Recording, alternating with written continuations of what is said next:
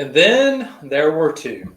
We've reached the third round of the 2023 KHSA state playoffs. Our two local teams, Raceland and East Carter, still remain as they go to the RPI reseeding round, third round of the playoffs. So we are back for week 3 of our Kool TV playoff preview show. Ben Spicer joined by Spencer Hutchison and James Collier. You know the guys already. We appreciate everyone who's tuned in to our shows over the last 2 weeks. And we are excited to announce that the Rams and the Raiders will be playing in round number 3 of the playoffs, as Raceland will take on Sayre, respectively. East Carter will play Bell County, both of those games on the road, and we'll kind of recap the second round playoff game and how we got here, and of course talk about the third round matchups as well. Before we get into that, guys, how you doing? Exciting times. East Carter, Raceland with a chance to go to the state Final Four if they win on Friday night. 2 really long road trips. I think James is going to go, about 2 hours? And one thing, of course, my girlfriend, and I'll make the trip down to Sayre. But what's odd about Sayre is the school is actually in downtown, but the football field's 20-minute drive from the school. So, and then here, on Friday, I'm going to leave my house probably at like 2 o'clock, 2:30, and drive 3.5 hours to Bell County. And then call a 2-hour football game, let East Carter win that game, and then turn around and drive 3.5 hours back. So, and then I got to be at KCU Saturday morning. Get your Kool TV miles in, right, Spencer? Absolutely. I'll put a podcast on or something. I've been told it's not a bad drive. It is. You've been lying to. It is. I know that I have to go to Lexington and get on 75 South and go that way. So it's just one of those things. You know what?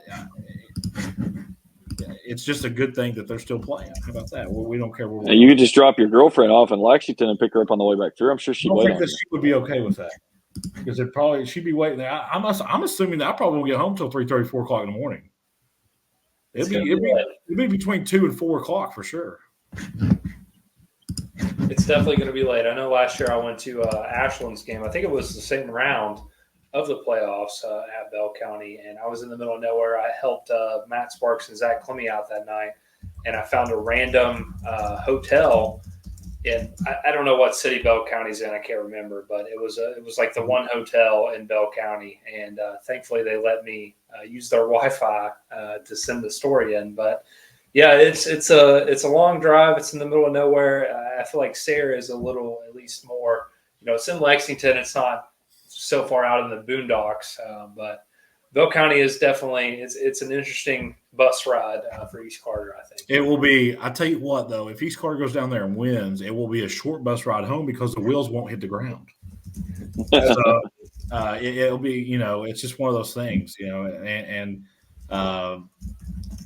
you wanted to talk about round number 2, and of course, when you saw both the Raceland and East Carter game on the Kool Sports Network. Right when we first started this year, when we walked out of Estill County, I'd said this before. I said, man, and I even texted Jim. I said, we might be in trouble here. And he goes, no, just, we didn't play very well. He goes, just wait. And every single week they've gotten better and gotten better and gotten better. And it's just little things. It's not huge chunks of improvement. It's just little things here and there. And I think that really their best performance was Friday night, especially defensively.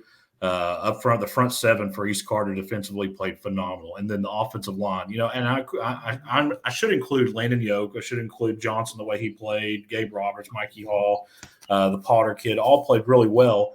But the game was won at the line of scrimmage, and the big offensive line for East Carter just pushed around Lloyd Memorial, and we know how powerful their offense was. They didn't score any points until with about 2 minutes and 30 seconds left in the game. And I can make an argument that game should have been about 30-0.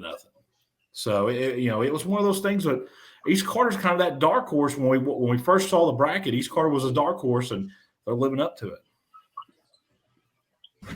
I think it's advantageous for East Carter that you look at across the state, and one of the big ones that stood out to me in 4A is Corbin at Boyle County. I mean, arguably, guys, that's the state championship right there. I mean, let's be honest. It is. You go to 3A, you got the same thing with Central and Cal, Christian Academy of Louisville. I mean, so depending on the draw and how things play out, that can be favorable potentially for East Carter. Right, Spencer? Yeah, well, I can make an argument if East Carter wins Friday night, the state championships between them and Lexington Catholic. The way that East Carter's been playing, I mean, I told Tim Champlin, and I said this on the broadcast Friday night, if East Carter goes to let's say they lose against Russell, and they go to Lexington Catholic in the second round of the playoffs, they get running clock. They get beat really bad. It's a really short game. We come back, whatever. Getting Lexington Catholic in the Final Four, though, changes things a little bit. I think it changes the vibe. I think it actually gives you a better chance of winning. But, of course, they're not worried about that right now. They're worried about Bell County.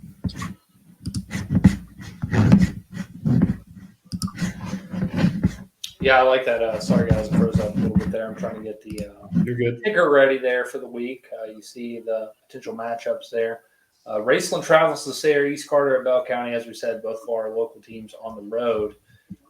Looking at Bell County, I mean, that's a tough matchup for East Carter on paper, but Spencer, they're a team that's pretty one-dimensional. I mean, being honest here, Daniel Thomas, obviously one of the best, if not the best, running backs in the state of Kentucky, but Bell County as a team is pretty run-centric. They're a very good team. They're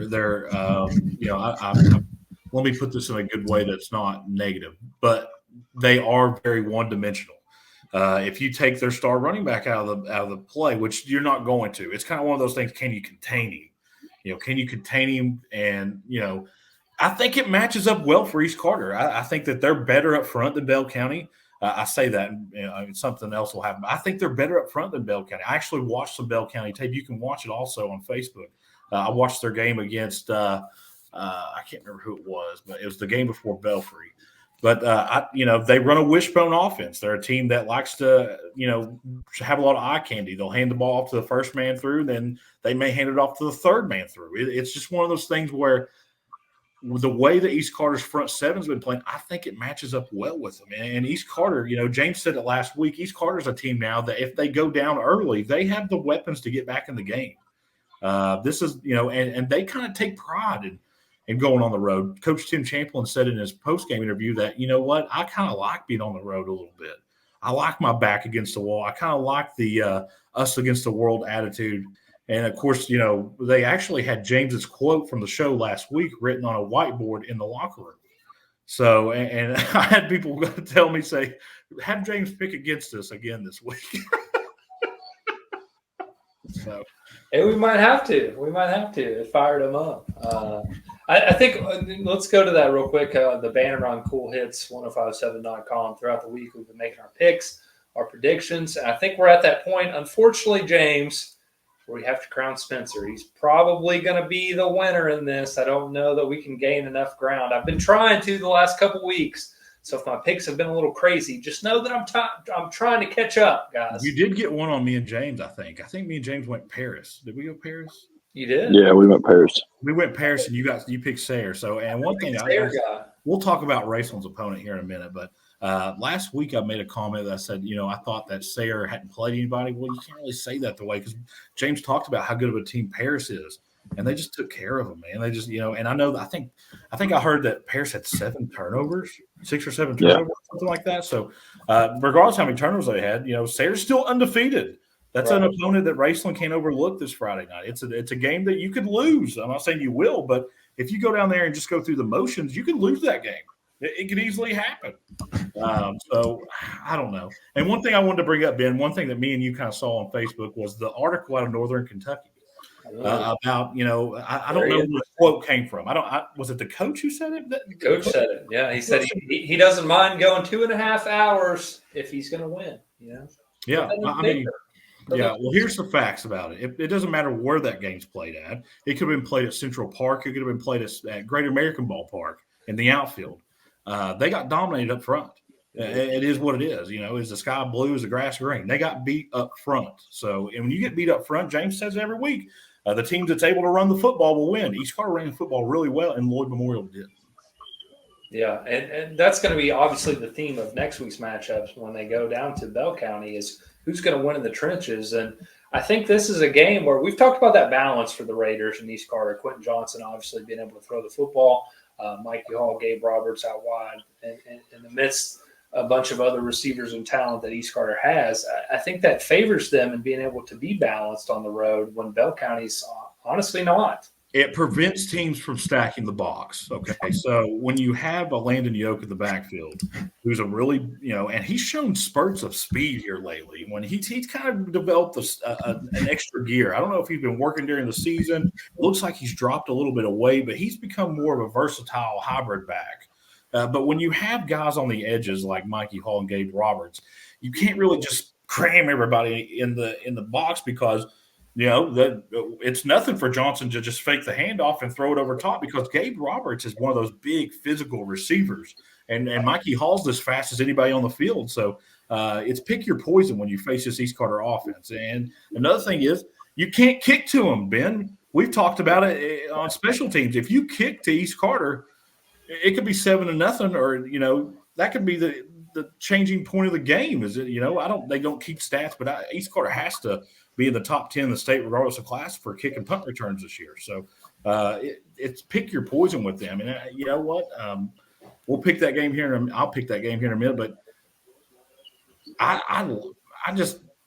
I'm so impressed from where this team came from week one. I mean, if they just and the unselfishness that they have when one of their teammates make a good play, they're as happy as if they were to make the play. And that's rare these days.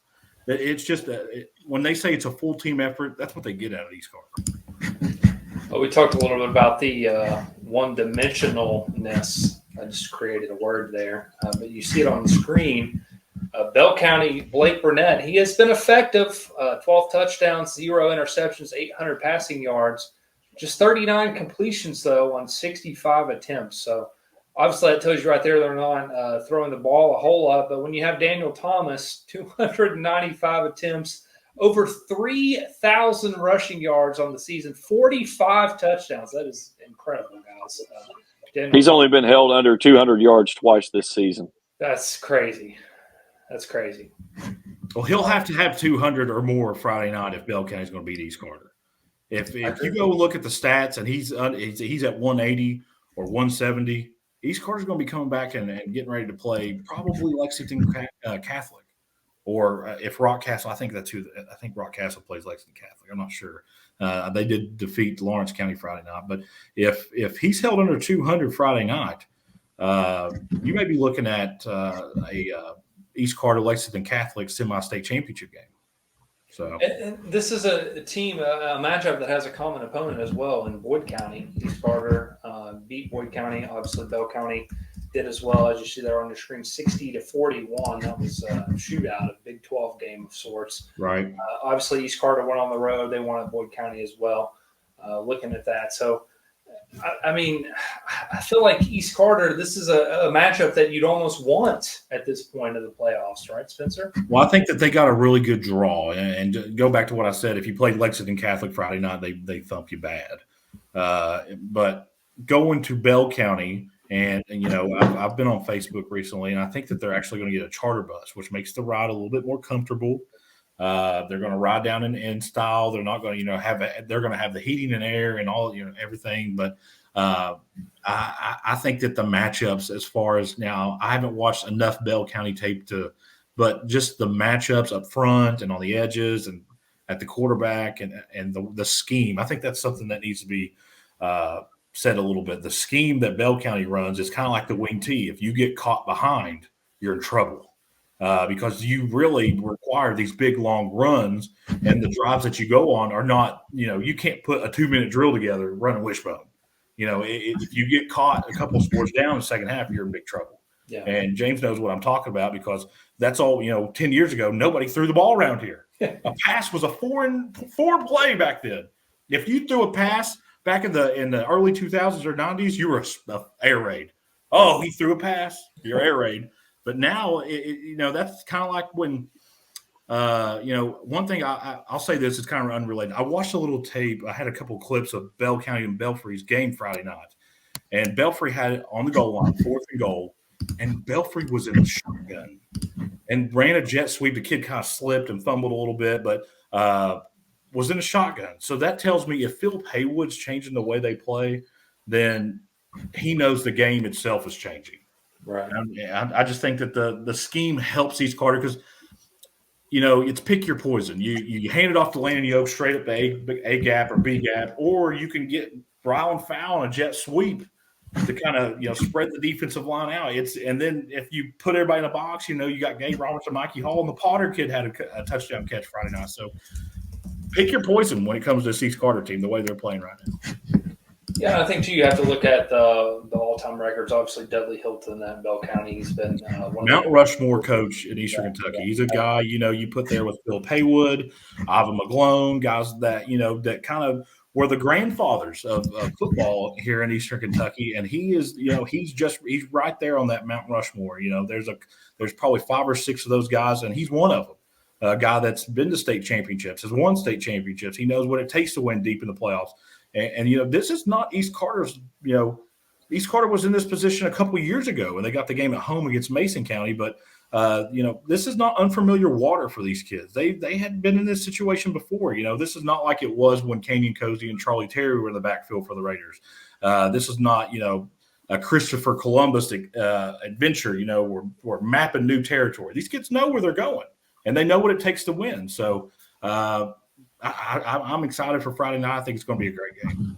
And I think that's a huge credit to Coach Champlin and all his coaches on staff that have, elevated the program to this level. For a long time, they had built on their wins every year. I think that was like a 4 or 5 year trend where they had improved each year on the wins and loss columns. Obviously, made a deep run a couple years ago, looking to do the same this year. I do want to ask, because I know you're a guy that watches a lot of film, is there a team that East Carter has played so far this season that's similar in the concepts that Bell County wants to run? Not really. No, not really. You don't really see a lot of wishbone. Wishbone is kind of the you just don't see it because Boyd County didn't run it, Bath didn't run it, Russell didn't run it, Greenup doesn't run it. Greenup ran probably the most complex offense that East Carter faced all season long. With that RPO attack that they have. Estill County I guess would be the closest, but even then they didn't. It was I kind of just. That game didn't even really happen, in my opinion. It was just one of those things that's so far away, and it's just I don't know. No, they don't really have it. They don't have a whole lot of experience facing it. But how many teams in the country in high school football still run the wishbone? Right. Not a whole lot. So I think it's a new experience for everybody. But I'll say this, and to kind of there's some people out there that compare scores. I don't like to do that. I like to look at matchups at different positions. Belfry, Lawrence County, we kind of compared East Carter and Lawrence County together because they were pretty similar. But I think as the year went on, East Carter kind of separated themselves as far as how, talent-wise, as far as being just a little bit better than Lawrence County. Lawrence County went down to Belfry and almost won. Mm-hmm. So, and then, Bell County was down there and barely snuck out. And they probably shouldn't have. How many times does Belfry get stuck at the goal line at home what's the town called? I know that's terrible. Just on the other side of Pond Creek, on the other side of Williamson. So that doesn't happen a whole lot. So, I think it's going to be a great game, but I will say this, I'll go back to it. If number 4 doesn't have 200 or more yards, East Carter will come back and get ready to play Lexington Catholic. That's why it was such a tough pick last week for me is, Belfry at home. That's a formidable opponent on the road at Belfry. So it was kind of hard for me to pick. I think I ultimately ended up going with Bell County. But that's the perfect segue. Who are you guys picking here in this one? Bell County and East Carter. A trip to potentially go to the state Final Four. Who you got in this one? I think East Carter, man. I think the matchups favor them. And East Carter's not that playing on the road does not bother them. I think that it's kind of the similar way that they win the game. They won the game against Lloyd Memorial. They lean against that big offensive line. One thing that I noticed that Coach Jones did out at East Carter, the defensive coordinator, he had his corners say, okay, you can catch it in front of us. We're going to tackle you, but you're not going to get behind us. And that's one thing that kind of bothered Lloyd Memorial a little bit. And another thing is they really had trouble with the footing. But I think that East Carter plays just enough good defense, and I think that they make a couple big plays, and there's going to be a couple turnovers that dictate that game. Give me the Raiders to punch their ticket to the semi-state game. I would never said that. I can't believe that I'm saying that after the game we watched at Estill County. But it's been a crazy run, and I'm glad I'm along for the ride. I like it. James, are you following up that momentum with a pick for the Raiders as well? Well, the thing I think that you give the hat tip to the Raiders, the one thing they can do is they can afford in the secondary to kind of cheat down in the box because of what Bell County's going to do. They're going to try to run the football. But if the Raiders can get them down to where it gets them out of their comfort zone, like Spencer hit on before, when you're in a wishbone, you don't run a 2-minute offense. It's 3-4 yards ahead of steam and trying to run this thing through. So I think it's very big if the Raiders can go down and find 10 points early on and jump out. But the big thing of it is, I think the biggest thing for the Raiders is you have to hawk to the football. You're not going to arm tackle Daniel Thomas. No. You can't let him get into the second level and no one have a handle on him. And I think that's the biggest thing is that if the Raiders can set the line like what they did against Lloyd Memorial, then that's really going to disrupt what this team wants to do. On the backside of things, I think the big thing for the Raiders is they have to take what Bell County gives them defensively. Quentin Johnson is going to have to go out there.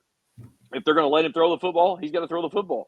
If they're going to try to take away the passing attack, he's got to turn around and hand it off to Landon Yoke and let him go do his thing. You hear it so many times. Teams that can run the ball and stop the run are successful in November, December. So, it comes down to the way they play in the trenches.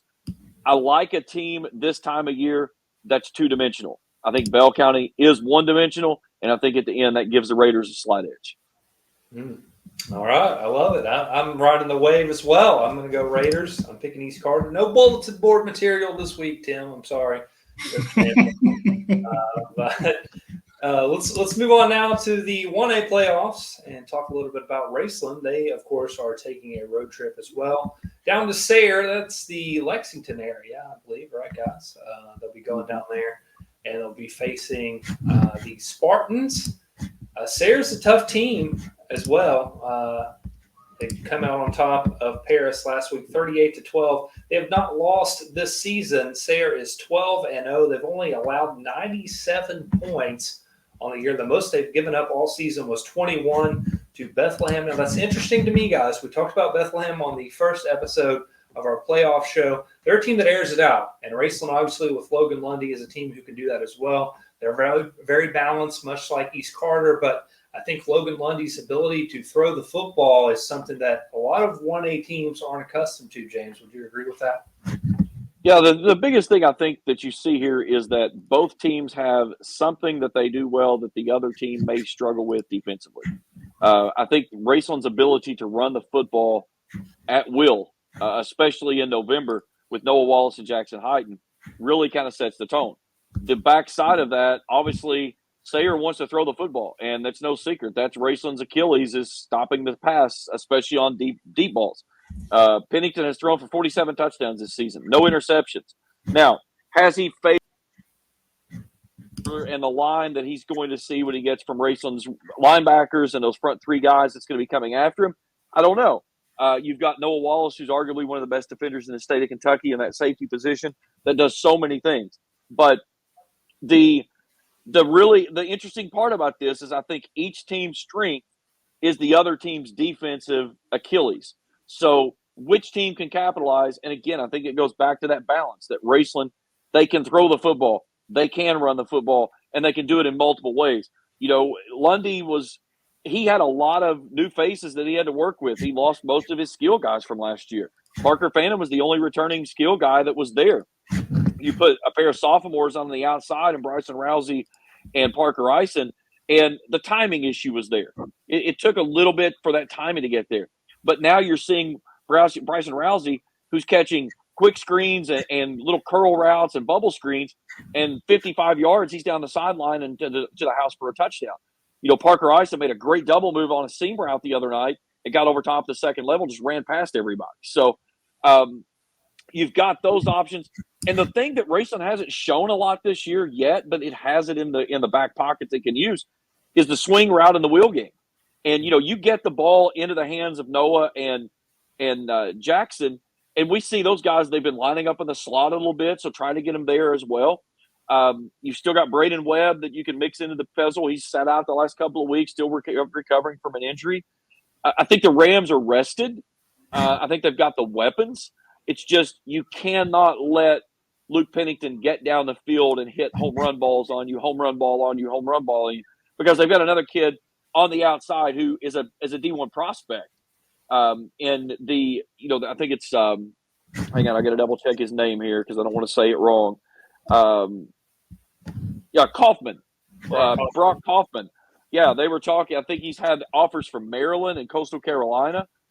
So you have to wonder: do you try to do you double this guy? Do you bracket him with a safety over top?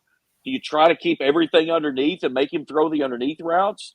It's going to be interesting to see how they stack up against. I think probably what's going to be one of the best passing attacks that on paper that they've seen so far. I mean, to build off that too, obviously we've seen Raceland really challenge themselves with the schedule. They played Highlands, which is a formidable passing attack. But you don't see a whole lot of teams that throw the football in 1A. So how do you think the Raceland secondary matches up with the Sayre Spartans in this one?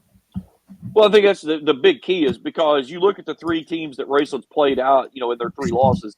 Highlands, which is still playing and arguably one of the top teams in Class 5A. Ashland that just got knocked off by Covington Catholic by a single score, which, by the way, we called last week. And that was something that we totally expected. But, again, not to beat a dead horse, but this was not a good year to be a good team in 4A. But the loss there to Covington Catholic. And then LCA, you got the kid going to Kentucky at Carter Bowley, the Hensley kid who's arguably one of the best running backs in the state of Kentucky. They've been tested. And each time that the Rams have played those types of opponents, they've bounced back with convincing wins. And it looks like the game is just almost like they're playing video games when they're playing it. I know the game after the Highlands loss, when they got into playing into Class Single A football, it seemed like everything was running in slow motion for the Rams. So I think that has to play into effect of a little bit of what the Rams have seen. And you got to look at Logan Lundy as a senior. He's so smart with the football. He doesn't make a lot of mistakes. He's only thrown 5 interceptions this year. Threw one last week on a ball that the kid made a great read on and got a head of steam on it for a pick six. But he's very safe with the throws. He doesn't really try to force a lot of stuff. And he and his receivers have gotten on the same page, and I think it's been big down the stretch.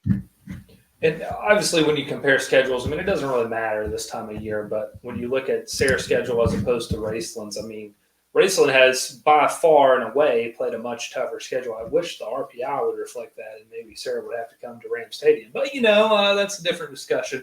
But, you see the schedule on the screen, guys. Raceland, far and away, right, has played a much tougher schedule than Coach Pennington and the Spartans have. Well, I would think so. But, again, the crazy formula doesn't speak that way. But the one thing that I think does kind of play out for the Rams is the way that they started the season.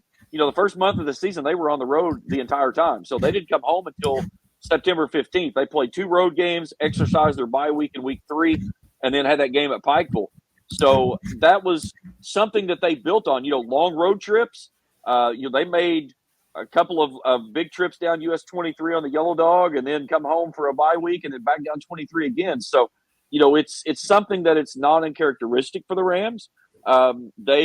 They like the let's get on the Yellow Dog and travel type of thing. No charter buses for the Rams. They're kind of blue-collar type of approach that they take. And they kind of, Mike Salmon said that. He said, we're the Yellow Dog kind of guys. We're going to put our kids on a couple of yellow buses and we're going to head down and go play. So I don't think playing on the road is going to bother the Rams.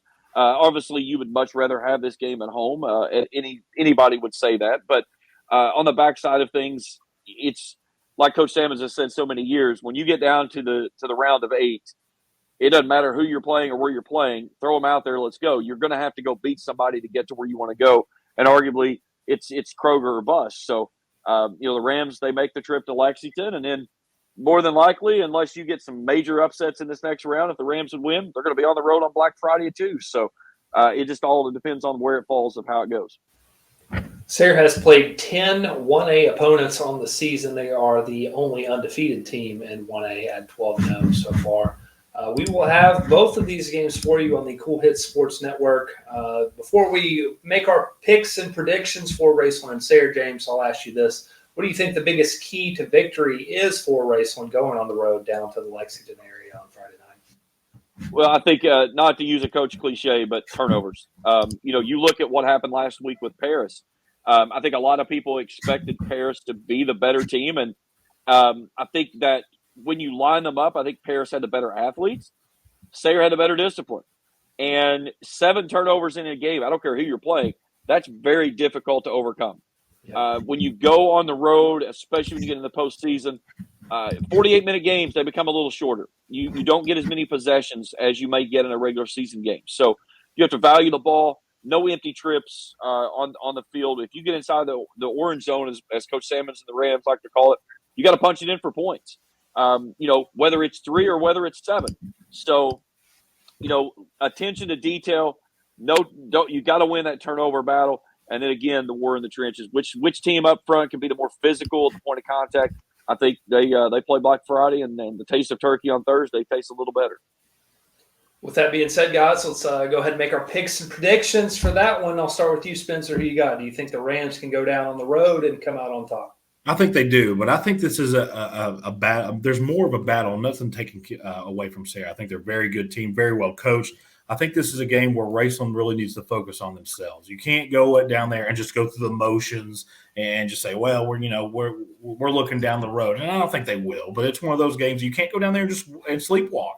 You can't drag your feet. You can't be a victim of your first round or your second round opponents. Of course, no first round opponent, but you can't be a victim of your recent schedule. You have to go down there and prepare as you're going to play Ashland or you're going to play LCA or Holland.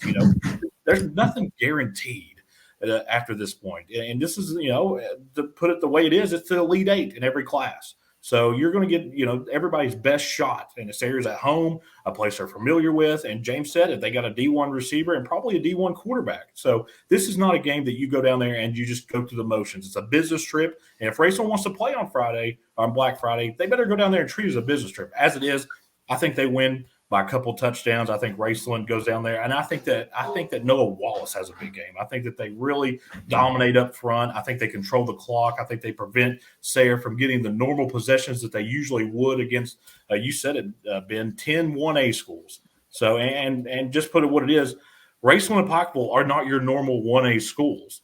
So I think Raceland wins. I think they win by a couple scores. And I think they get ready to play whoever they want. I think what is it? Kentucky Country Day, James? It'd be KCD if it plays out the way that everything right. plays. If all the favorites win, Raceland will go to KCD next week. And I think that it's a business trip. That's the way you have to treat it. It's a job, and you got to go take care of it. So, James, I talked with Kirk Street. We'll let you make your pick as well.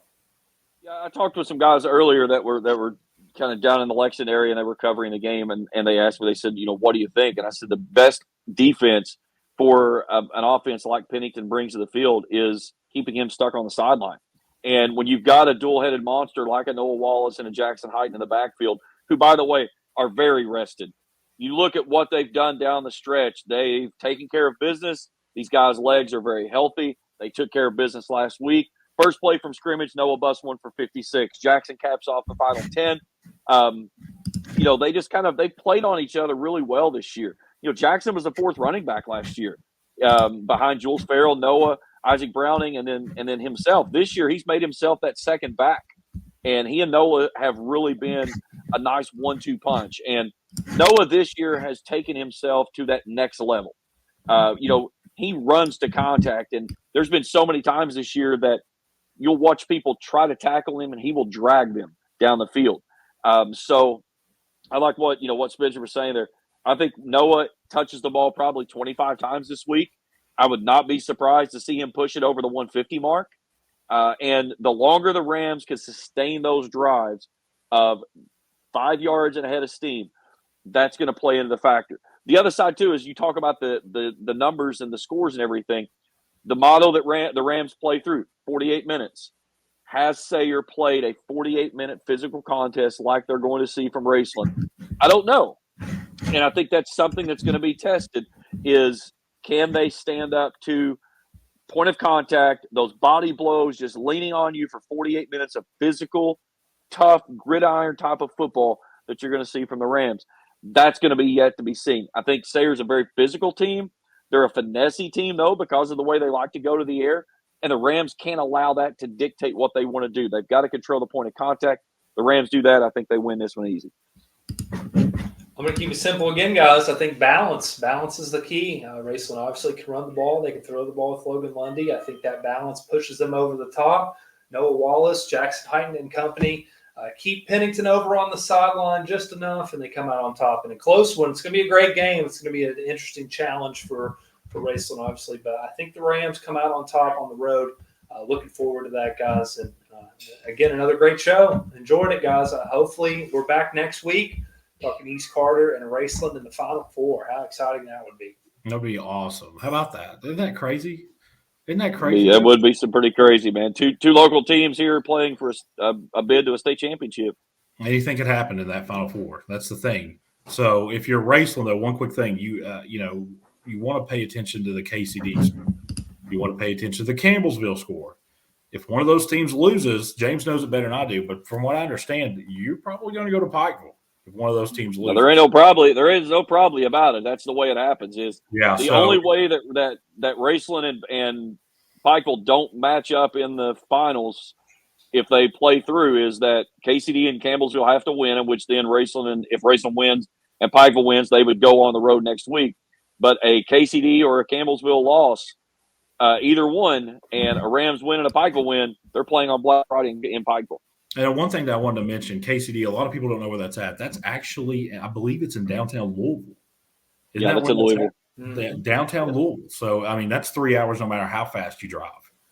Of course, if you're like my girlfriend, you drive 150, you can probably get there in 2.5. But it's usually just right at 3 hours. Yeah, just be careful around Shelbyville. That's where the cops like to hang out. We'll sign off here. And again, hopefully we'll be back next week. Leave us a comment. Make sure you share the video. Hit the like button on your way out. We appreciate everyone tuning in here to the Kool TV Football Playoff Show.